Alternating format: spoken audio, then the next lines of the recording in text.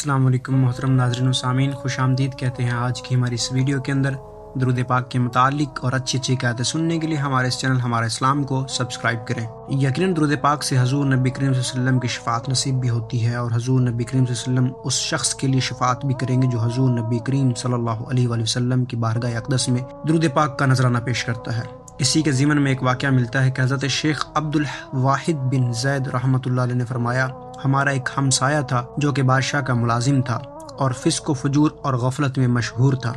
میں نے خواب میں دیکھا سید دو عالم صلی اللہ علیہ وآلہ وسلم کے دست مبارک میں اس نے اپنا ہاتھ دیا ہوا ہے۔ یہ دیکھ کر میں نے عرض کی، یا رسول اللہ صلی اللہ علیہ وآلہ وسلم، یہ بدکار بندہ ہے، یہ اللہ تعالیٰ سے منہ پھیرے ہوئے ہے، تو اس نے اپنا ہاتھ سرکار کے دست مبارک میں کیسے رکھ دیا ہے؟ تو میرے آقا رحمت دو عالم صلی اللہ علیہ وآلہ وسلم نے فرمایا، میں اس کی حالت کو جانتا ہوں اور میں اسے دربار الہی میں لے جا رہا ہوں اور اس کے لیے دربار الہی میں شفاعت کروں گا۔ میں نے یہ ارشاد سن کر عرض کیا، یا رسول اللہ صلی اللہ علیہ وسلم،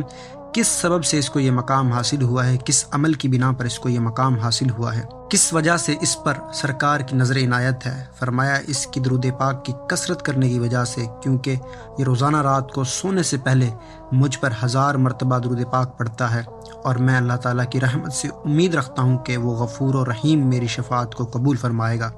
پھر میں بیدار ہوا اور جب صبح ہوئی تو دیکھا وہی شخص مسجد میں داخل ہوا، وہ رو رہا تھا،